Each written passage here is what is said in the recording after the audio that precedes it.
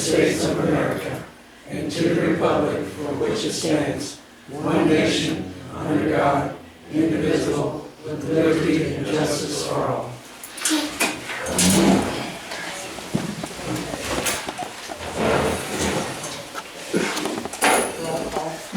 Alderman Clyde Costello. Here. Alderman Dennis Bonet. Here. Alderman Gloria Bader. Here. Alderman Diana. I Here. call a point of order.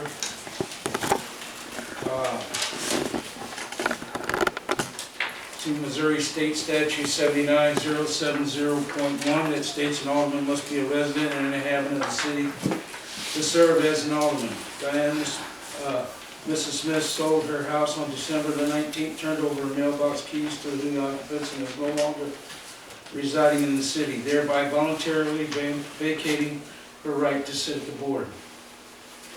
I still have I property. make a motion from the Board of Aldermen to remove Ms. Smith from the Board of Aldermen under the Missouri State Statute 7907.1 immediately, and ask the mayor to appoint a replacement approved by the board until the next regular election held. That's up to that. All in favor? Aye. Aye. Opposed? Mayor, I still have property till tomorrow. It states that you have to be living here. Are you living here? No, I'm not. Then you're more than welcome to sit out here, but you cannot be on the board because you are not living. May I read my resignation letter then? I had a resignation letter for this meeting. You can read the letter, but you still cannot sit on the board. Jesus. So you can either sit out here or leave. Those are your choices. I'm not leaving. But you also will be short a vote. You'll be short a vote when you vote on things.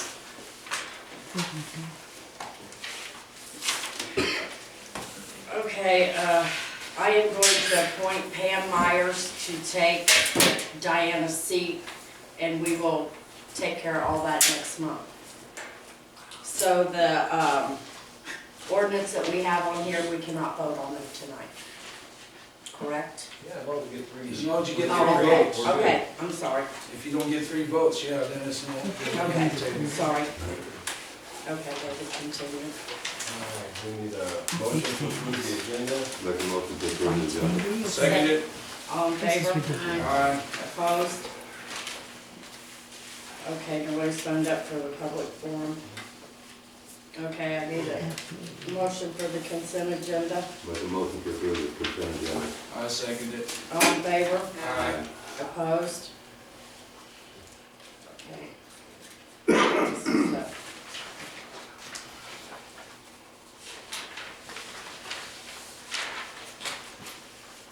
You want to explain? Yes, please do. There's 3 new election laws this year. One of them has to do with if you are having an election and there are no positions that are opposed. Like, for example, now we have one candidate for Ward 1, one for Ward 2, one for collector. There is no opposition.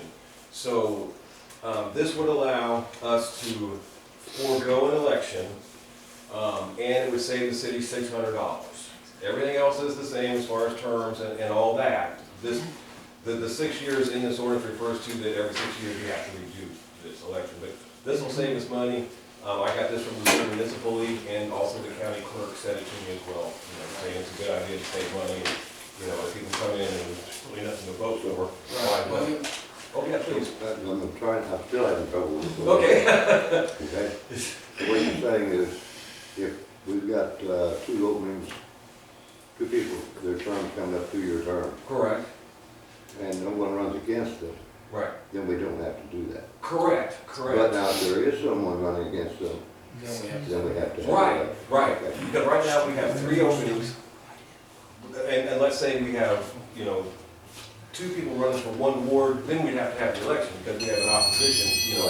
But if we just have 1 person in each slot, then we could not have, then we could forego the election and it'd save us $600 you know, in doing so. Yeah. Except when there's a county proposition or something like that, then we have to have an election. Right. Correct. So, I mean, we'll still have to have printed ballots up here. Now, whether it'll cost us $600 or whatever, I don't know. But the point is that even though we don't have any candidates that are opposing the other candidates, as long as there's no other proposition to be voted on, Right. then we don't have to have an election. That's correct. Okay. But we still have to pay for the county election. I haven't, I've only paid for one election, so I don't know what the difference is if we do this and we have no dog in the fight, if we're just Yeah. doing a proposition for the county or something. I do not have the answer to that as far as cost. I don't know. No, well, I don't know if we have to pay for it or not. Because, I mean, We are. Well, this is, we don't have to vote on this If tonight. nobody, well, yeah, because this will be on the election this time around. This has to be passed by the voters. Right. So if we don't do it tonight, then I can't get through the deadline of January 20th to get this to the county, you know, by the cutoff of the election thing. But in this particular, like, if this case happened again, you know, in this situation, like I said, the exact same thing happens next year, we would not have to have an election if there's no county stuff going on like there is stuff this year. Right. now I was confused on it, Okay, all right? I'm happily there. okay. But what about the people that are voting? They're not gonna actually know what this is. I was lost when I seen it. And then we're gonna vote on it tonight. But see, at the election, this will be on the election. Correct. The people, the voters will have the choice of this. All you're voting on is to put it on there. Do you understand what I'm Okay. saying? Right, and Correct. on the ordinance, you'll see the yes and no ballots as it will appear on, you know, on the election. I know, but the only thing I'm trying to say is the public out here is about as ignorant as this as I was 15 minutes ago. They have no clue what this means or nothing. But the They don't know language what they're doing. Right, Right. and this is a new thing, it just, you know, this is a brand new election law, so I mean, It'll be, no one's seen it for very long. the language will be on the ballot. Correct. So that way they'll be able to And understand. we have Yeah, to April to this- try to educate This part people right on it, here too. is what would be on the ballot, where it, Okay, Where they can Right. understand what they're Right. voting okay. for. Make a motion for a reading of the first, reading of ordinance number 910. Second. all in favor? Aye. Yeah. Oh, sorry, it's gotta be a voice vote. Right. Bill number 910, an ordinance setting an election on April 7, 2015 for the qualified voters of the city of St. Mary, Missouri to decide whether to forego annual municipal elections for up to 6 years if the number of candidates filing equal the number of seats up for election in accordance with section 115.124 revised statutes of Missouri. I need a motion for a Second We reading. have a motion for second, reading of ordinance number 910. Seconded. I need to voice vote. Voice vote. For this, go ahead and call, yeah, voice vote for the second reading. Right. All in All favor, say favor? aye. Aye. I thought you meant you needed to call the names out. Oh, no, That's that's, all only if you're going past the ordinance. Okay, opposed? Okay, David. right.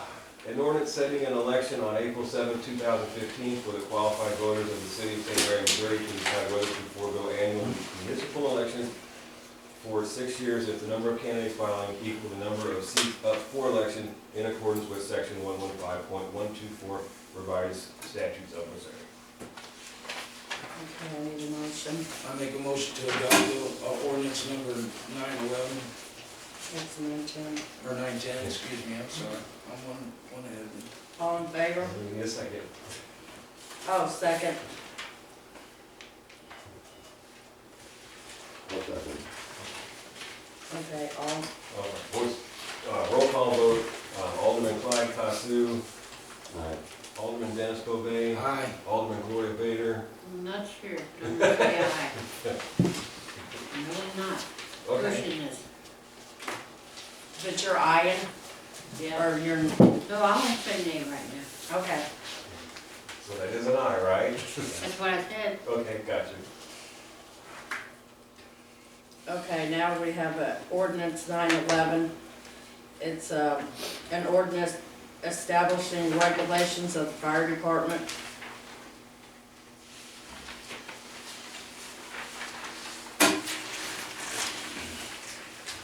Okay, I need a motion.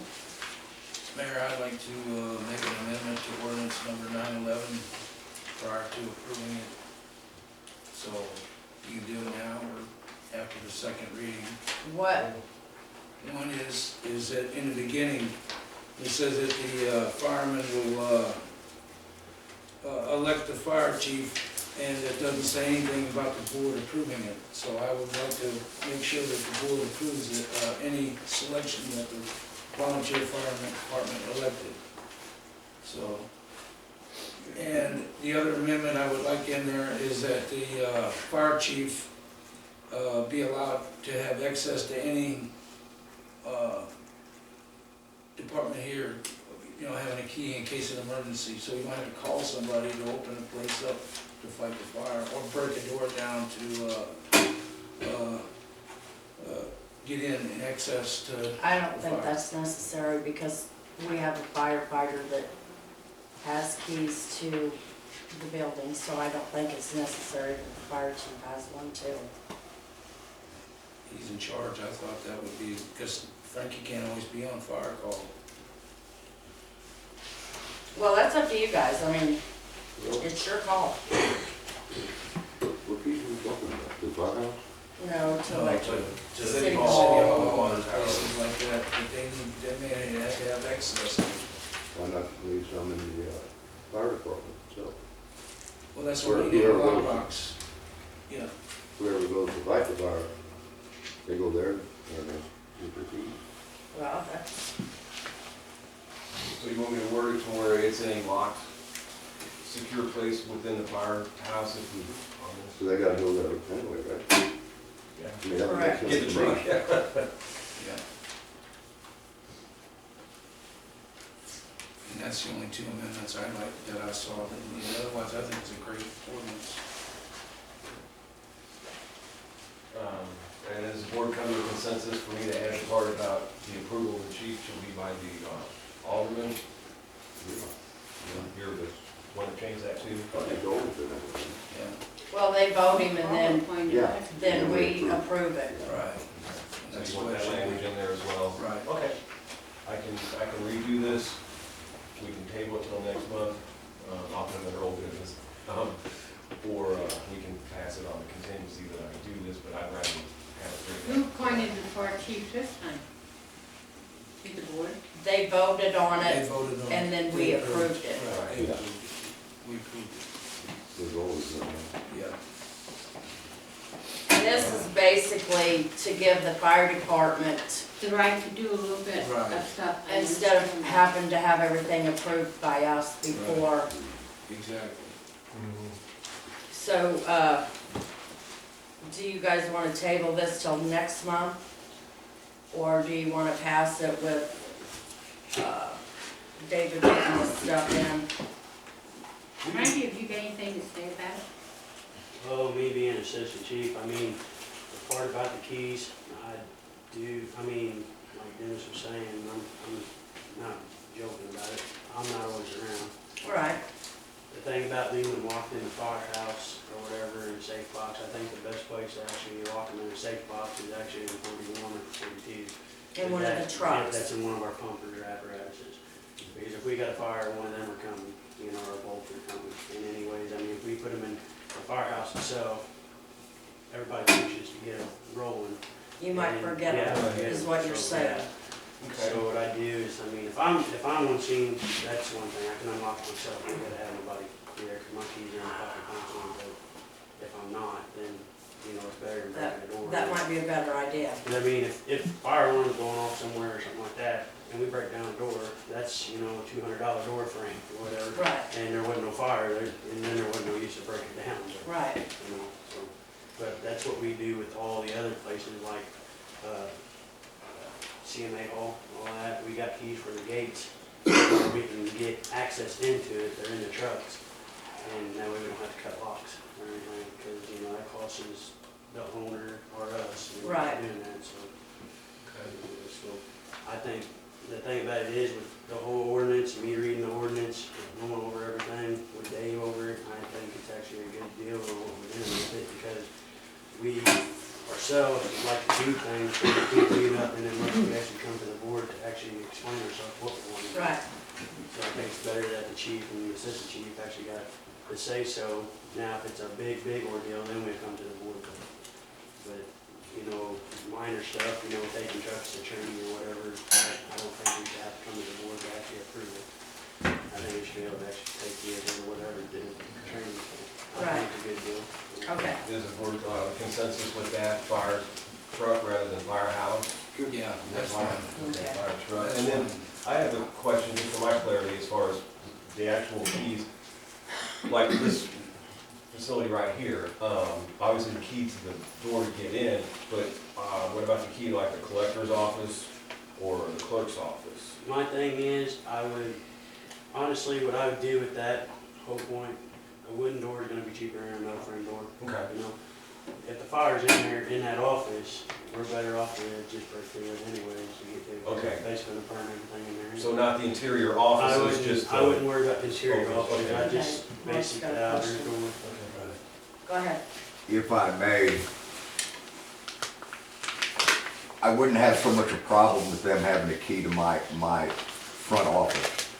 The back part of the office is under a lock, and I keep important files back there along with evidence.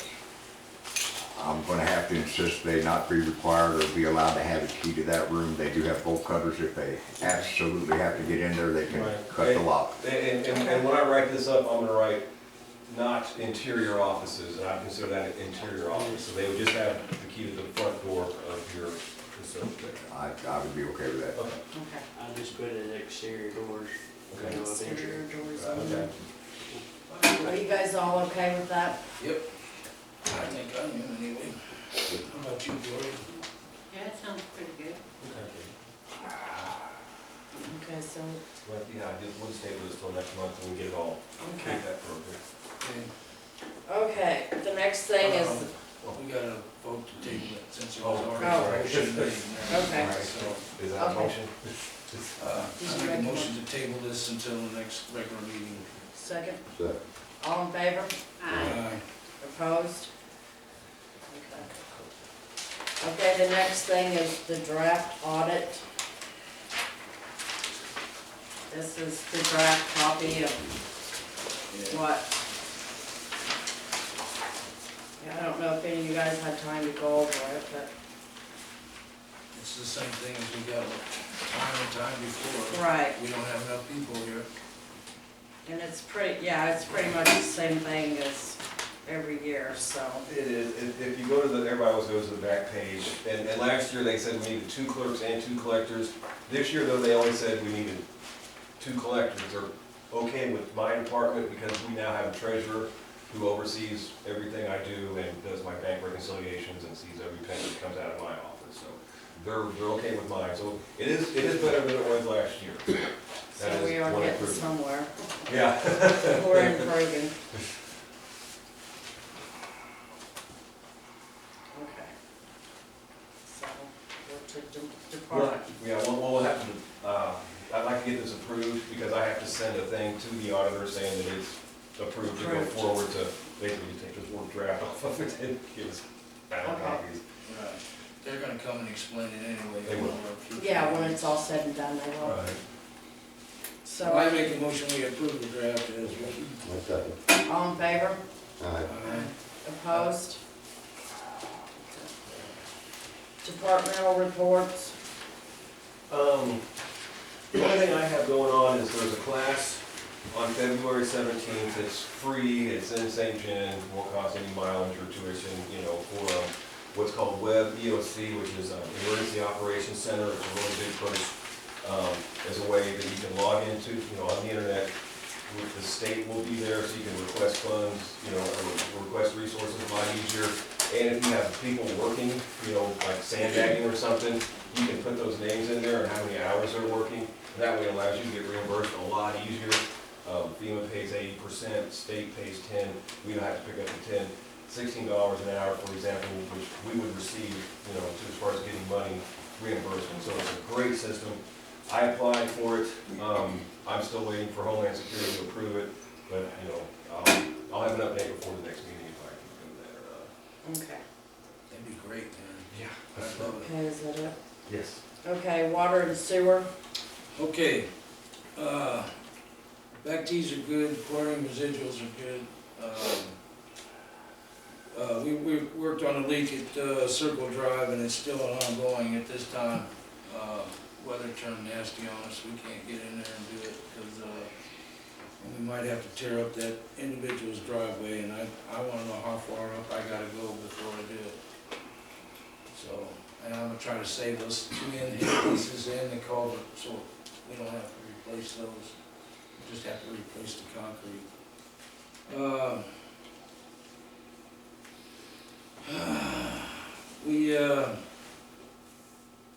Water towers have a little bit of ice on the top. Okay, 2 standpipes have a little ice because of this freezing cold weather.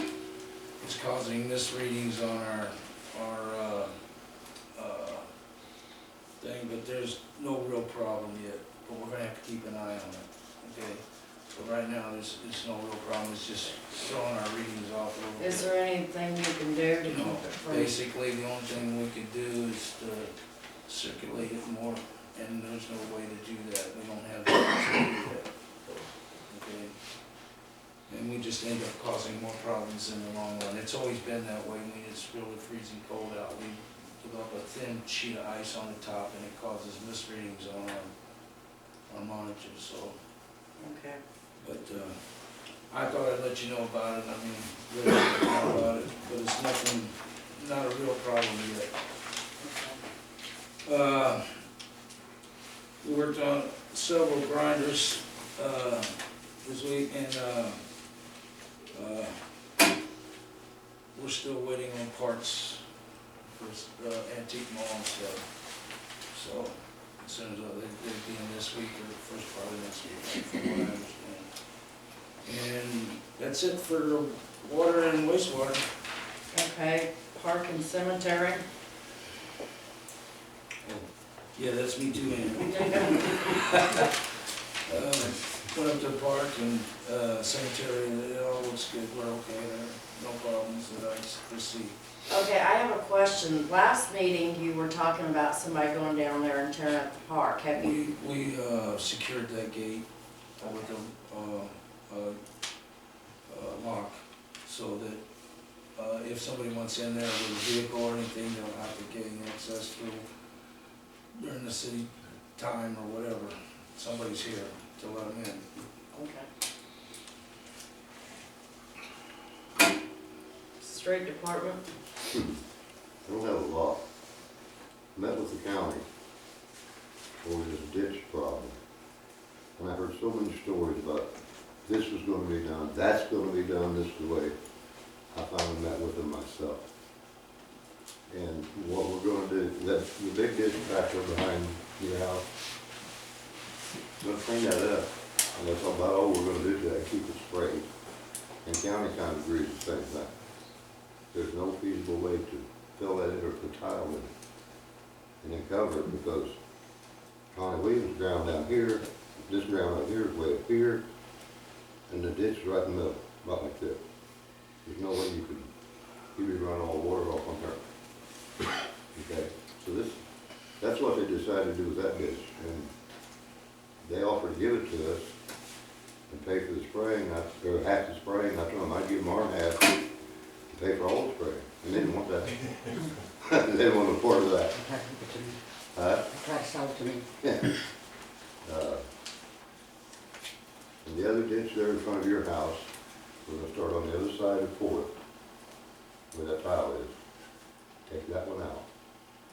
The one just a little bit higher, or further up. Take it across the street and down just about the end of your property. Okay, and then they're gonna put rock there by the street to keep that from messing up. That's kind of what we got in mind. I'll ask you if you got any questions. No, I'll have to talk to the commissioner. I was under the understanding that the back of the house was gonna have a big, where my gazebo is in the back, where you're talking about that it goes into Connie's property. I was wondering how they were gonna do that because they wanted to cover it and then sell me that part of the property. And I'm going, well, who has to maintain it? And it's a ditch, I'm not gonna maintain it. However, if it was clear, then I would, but I thinking about Connie's property, I don't know how they would bring it all the way over, like you're saying. In the front, they're supposed to put the pipe down there and then make it even so it doesn't erode my property. Well, it wasn't feasible, and they kind of agreed that we're just gonna have to live with it. That was what Gary Nelson had told me, so I don't know what they decided. Other than that, I had nothing. Okay. Fire department? You have anything else? Yeah. Okay, go for it.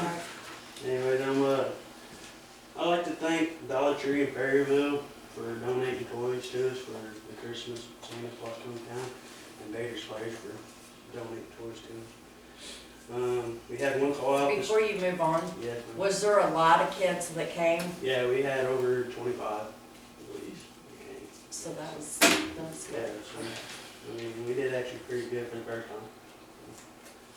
And, we had one call out this month, and, the other thing is we gained one new firefighter. I'm possibly gonna have 2 more coming on. I gotta find out from them this week, if they're actually gonna do it. The other thing is we got a first responder course, we're actually starting up in February the 3rd. It's gonna be from 6 to 10. It's basically unlimited for firefighters. I mean, they might take some outsiders, but basically for firefighting purposes. Anyways, the other thing is it's $50 a person. So, anyways, that's gonna be for 10 weeks. It's at Lake Forest Community Center. And How many firefighters are signing up for that? I'm signing up myself, and I got 2 more, and then the 2 that actually supposed to be coming on, they're gonna get involved in it too. Anyway, so that might be a good deal there. The other thing is, I mean, we took down ornaments for Christmas, we took them down over the weekend. So that's basically all I have. Gloria, do you have anything to add to that? Not really, because I've been talking to Frankie about the party and everything else. I don't know. Okay. Fire, or police department? Do you have anything? He doesn't. Not impressive, no. Okay. Animal control? Haven't seen any. That's a good thing, I guess. Okay, citizens' participation. Does anybody have anything to say? Good evening, everybody. I'm Ms. Frances Felix Van, and I just wanted to say that I want to go on record as commenting about the deplorable manner in which Ms. Diana Smith, alderperson for Ward 2, has been consistently treated. Now, this afternoon, as soon as the roll call was completed, we were not able to take a breath before Dennis Beauvais wanted to get her off of the table. Now, just out of just plain respect for her having served diligently in her position, she should have been allowed, anybody else, just out of respect for administrative procedure, should have been allowed to at least been given the opportunity to resign her position rather than allowing Dennis Beauvais, as he normally does, to speak to her in such a deplorable manner, and nobody seems to make a, it does not matter. Ms. Smith, as a spokesperson, I voted for you for Ward 2. I want to thank you for hanging in under deplorable situations, being personally attacked. And nobody in administration seems to have anything to say about it. We want, from Ward 2, we want to thank you for your service. And I certainly hope that if any of you all are ever placed in a situation that respect for authority and for service, consistent service, should be the order of the day, regardless of what we know what the ordinances you all are going to put out. but as a respect for a member of your board, you mean to tell me you could not at least give her an opportunity to resign her position rather than having Dennis attack her as he does at every meeting and nobody ever says anything? Thank you, Madam Mayor, and the rest of you all for your type, your brand of service, because it's definitely not what's all over the world. Thank you very much.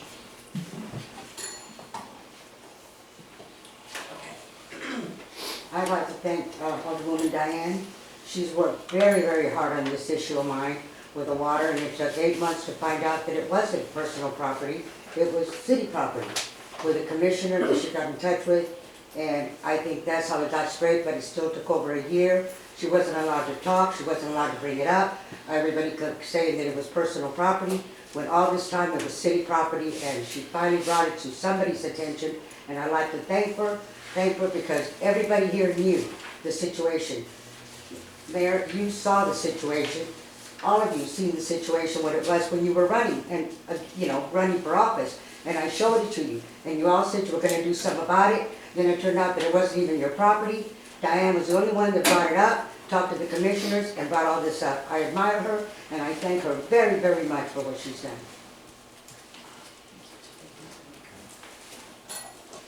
Okay, anybody else? We came here out of concern about, Hang on a second, you need to stand up and state your name and your address, I'm sorry. I'm Joan Ponder. And I'm Francis Ponder. And we live at Progress Parkway. And we came here out of concern over a 2-acre parcel of ground that we have been trying to sell. We have paid city taxes on it for 10 years. We have paid sewer tax every month, and we don't understand why when people want to purchase this property and they come here, they're told that nothing can be done with the lot, but nobody ever told me to stop paying the sewer tax, and we were wanting to understand why this is happening, why people are told here that we can't sell the lot. Well, Let me answer that. you know more about this than Right, I. I'm the floodplain administrator for St. Mary's, and I only spoke to one person regarding this property as far as an actual lot. Oh, mine is David Woods, I'm the floodplain administrator, yes, sir, yes, sir. One gentleman came in, and I gave him a copy of the flood map of your property. And so he could see with his own eyes, this part's in a floodplain, there is a corner that is not, but I did not tell him he cannot build on it, I simply gave him the flood map. That's not what we were told.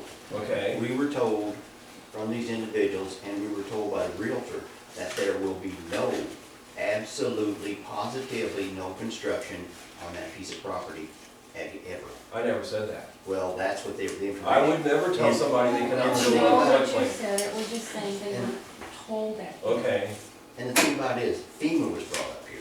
Okay, FEMA doesn't own that piece of property.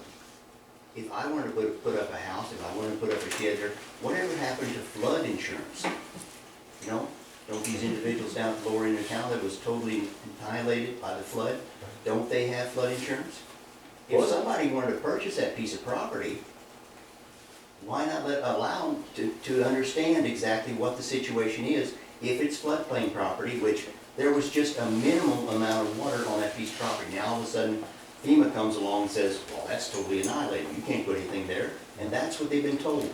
And that's what we've been told by our realtor. right, no, I will never tell somebody they cannot build on their property. If it's in a floodway, you cannot. If it's in a floodplain, which is your situation, they can build. They just have to either elevate it or to put the pass-through so where floodwater can pass through that unobstructed. Yes, but That's sir, totally there's been a possible. lot of people, several individuals that came here, and they were all told the same thing, and we don't know where it's coming I from. only spoke to one person. I talked to a realtor on the phone, and I sent her the floodplain map is all I did. And then the one gentleman came in, I gave him a copy of the floodplain map. In the 10 years that we've had that piece of property, we've had it probably in realty at least 8 years. I can't tell you just exactly how long. But in that period of time, there's been at least 6 or 7 individuals come forward and really interested in that piece of property. As soon as they come to the city, that's it. Okay, and I can't speak for the past. Because they have been told, and we have been told by the realtor that the city has said that there's no construction is to be taking place on that piece of property whatsoever. I cannot tell Can't somebody even- that, and I have not told anybody that. Okay, all right. I mean, you can build, but you have to follow the, the flood rules, either on stilts or pass-throughs. Okay, you know. and these rules and guidelines and regulations have been established by the city or FEMA or who? We have an ordinance, but it's under FEMA guidelines. I mean, FEMA has rules as far as how to build in a floodplain. And we adhere to those rules, we have to. So in order for someone to build a house there, Right. what type of elevation would they actually need? You'd have to, if you're gonna, you would have to be at least 1 foot above the floodplain elevation. That's what our ordinance says, 1 foot. That's right. And, So in other words, these houses that are on the lower end of town, they're all a foot above the floodplain? If they're grandfathered in, I mean, if they were built before the, FEMA designated them in floodplain areas, then they go by the old flood maps. The new flood, the flood maps that we have are for new construction. I can't go to an existing house and say, oh, by the way, they moved the floodplain, you have to change your property. We can't do that. We were just wondering if legally, the city had the right to tell us that we could not do this, because we are doing coming from City Hall, and all we want to know is what can we do about it, and where's this information coming Right, from? and if somebody wants to build on there, they can, all they have to do is do the elevation certificate and then do all the work, to get their floodplain permit. That doesn't answer the question. Can't believe what I had to go through to build on mine. Yeah. You can vouch for that. I'm telling you, it's right, it's a mess, and It's a So all these years Yes, we've it been is. I paying have sewer one tax insurance with FEMA. and we own a dead I'm agreeing horse. with you. Well, I mean, you can build on there, you just have to build by the, floodplain guidelines. If you're in the floodplain, there's part of your property that's not, I mean, One of the nicest lots in St. Mary's, and just last week I read this article about trying to get people to St. Mary's to build here, for businesses, and I'm like, that's one of the most beautiful lots in town. we got all kinds of property in the buyout that, but unfortunately it's in a floodplain. Floodplain, you have to build certain ways. It's not the city's rule, that's FEMA's rules, we just have to adhere by them. What did they do, elevate that a great number of feet since the flood? I mean, there was just a minimum amount of water on that piece of property. In '93, there was water in places that had never been before. Right, and we do not make the flood maps. FEMA makes the flood maps. Actually, they lowered, They what? they lowered. The floodplain lowered it. So I don't know where you're at, what, but you can check it out. Oh, gee, thanks. Problem is, FEMA's involved. They're trying to understand, I went through it. If you can't understand what they tell you. I'm serious. No, it's a mess. One tell you one thing, one tell you another when you talk about it. Well, I'm not paying taxes on that thing next year. Hope somebody buys it up for taxes, because I've improved that property, tore all them old shacks down and buildings down and everything else, and went through all kinds of pains, and now it ain't worth it, cotton picking Johnson grass that grows on it. And I do understand whether you believe it or not. Okay, does anybody else have anything? You don't have any problem with us leaving? No, no, you're welcome to leave. thank you, Mr. Ponder. You're welcome. Have a good night, Terry. Norman Pruitt, Bull Township Representative. Apologize for being late at a previous appointment. I'm a little in the dark. I need someone to explain to me what transpired here, what business meant. I think some type of explanation needs to be given to me so I can share with the other constituents about what has transpired, because I don't know. Well, Mrs. Smith moved out of St. Mary. She is no longer a St. Mary resident. And, where's it at?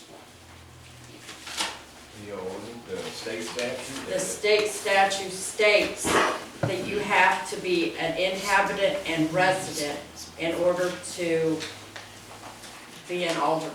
She moved, so she is no longer living here, so she can no longer be an alderman. And Mr. Felix said I was not aware of that statute, or I would have taken care of this sooner. I thought that I came to this meeting and I could resign from that.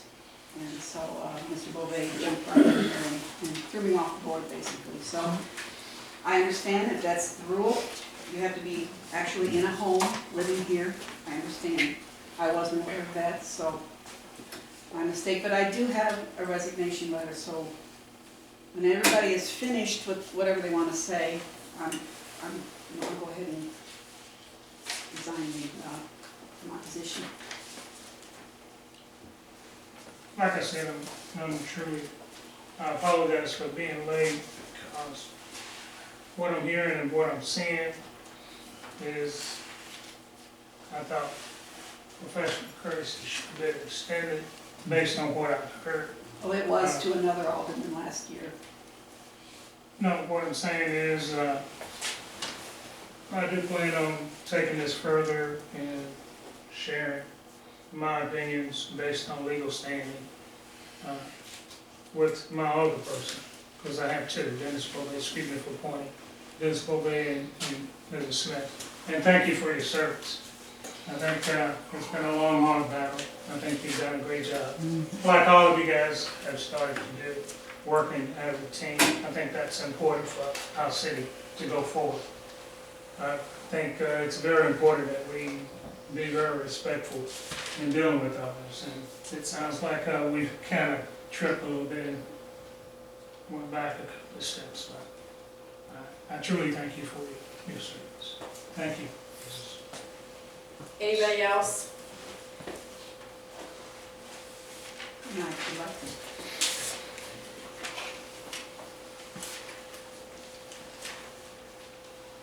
As everyone here is aware, I have had the opportunity to sell my properties here and relocate out of state. Therefore, I must resign my position at the close of this meeting.